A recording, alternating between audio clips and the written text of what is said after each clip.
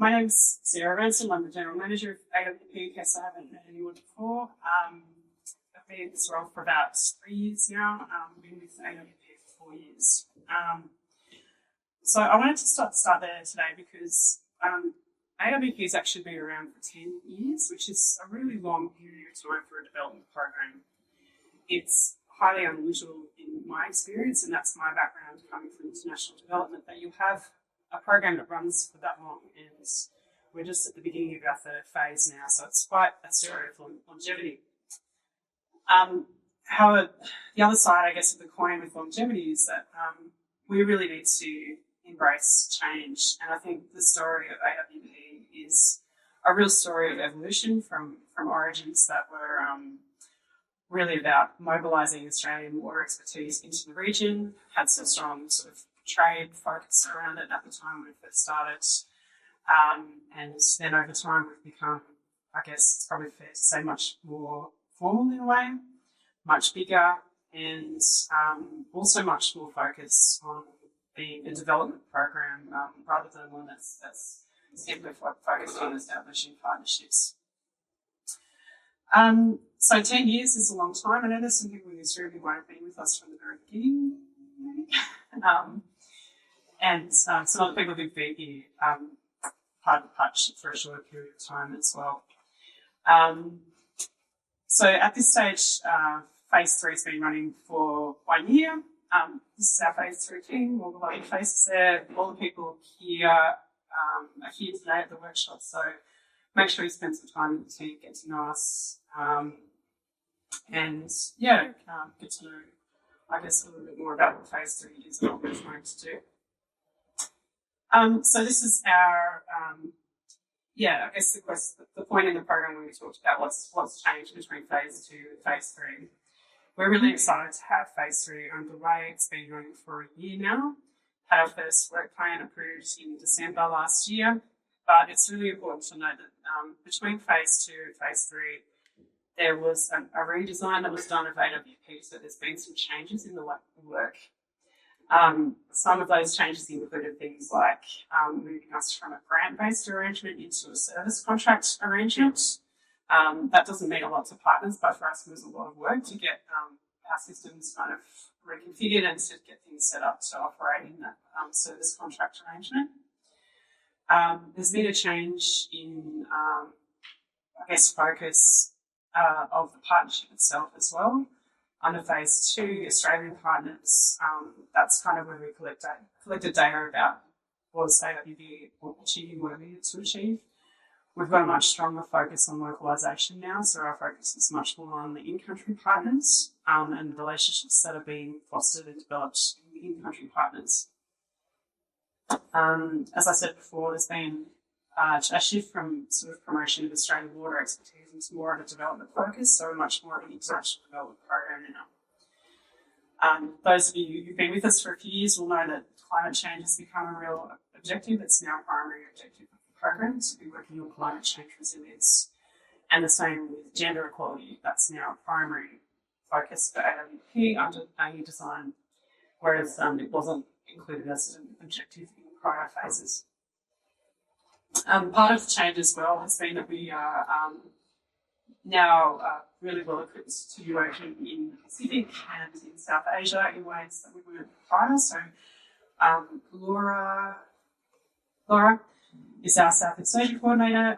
She has worked on the phase 2 based in Phnom Penh. We now have coordinators based in Delhi, Neha, and also in Singapore. So we have these 3 wonderful coordinators who are helping us to really get our feet on the ground and develop those in-country relationships in a new way. There's been a few other changes as well around, we now have ACI as part of our steering committee, so we're working very closely with ACI, and also DQ, the Department of Environment and Climate Change, Environment, Energy and Water, part of our steering committee. We have a much more formalised process, that's true, and I think probably the biggest change for us has certainly been the role of DFAT in AWP Phase 3. Just switch to the governance slide. So this is our new governance arrangement. We used to have a couple of different governance arrangements that sort of overlapped a bit. This is more unified now. We've got the one there with the steering committee that's chaired by DFAT, and then those regional working groups you can see in the middle row there. These regional working groups are made up of DFAT posts.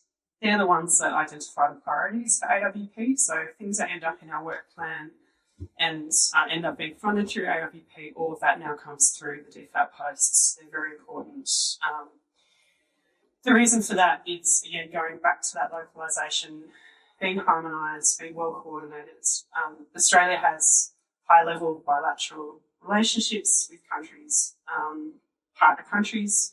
Those bilateral discussions are really important to establishing aid priorities, so we fit in underneath those strategies.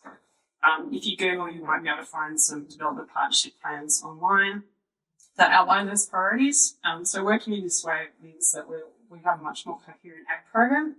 There's less coordination burden on partner governments, and it really helps to drive locally led approaches.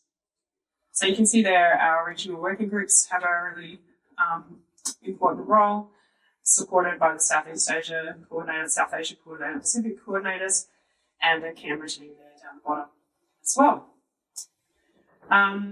So this all means that decisions are made really through these governance mechanisms.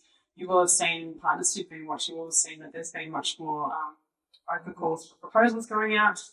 That's a deliberate decision to work that way now so that there's more transparency and more opportunities for the broader partner groups to have a way of accessing AWP. So I'll just, how am I going to time?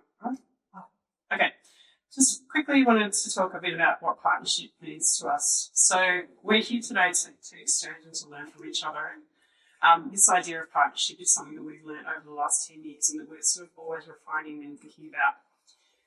So we are a partnership, we work through partnering, and for us that means that we broker and sustain relationships that have certain attributes.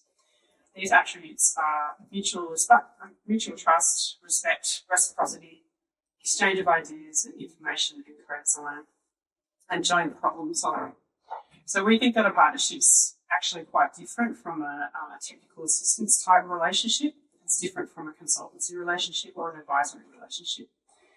So we use those partnerships as our framework for learning and for innovating, so that we can improve our co-developed activities, we can improve our co-developed strategies, and therefore improve sustainable and equitable water resource management. So there's quite a lot in there. We know that working in water requires us to have access to the best sort of technical expertise, and we really have that in the room when we talk to Australian partners. But it also means that we need to be able to grasp things like the political economy, social and economic systems as well. So to have all of those things together at the table, this really informs our co-design approach that's really important to us under phase 2. So we're trying to position ourselves to work alongside partners in a very partnership-based way to set ourselves up for success by the time we have activities ready and ready to go. This is the final one. Just for partners in the room who've been with us before, our goal hasn't changed. So we've got enhanced climate resilient water resource management in the Indo-Pacific region, but the pathways by which we want to achieve that goal have slightly changed under phase 2. So the important one there at the end of program outcomes is one around partners implementing co-created policies, practices and tools. There's also one there around improved capacity and partnerships, so that word comes up again. This is 5 years for the end of program outcomes, and there's sort of lower levels that we're trying to achieve along the way. So the shift I mentioned earlier about how we're thinking about partners is reflected here. So we have much stronger focus on the in-country partners, and that's reflected in the theory of change alongside the Australian partners who are always really central to AWP's effectiveness. Okay, I might stop there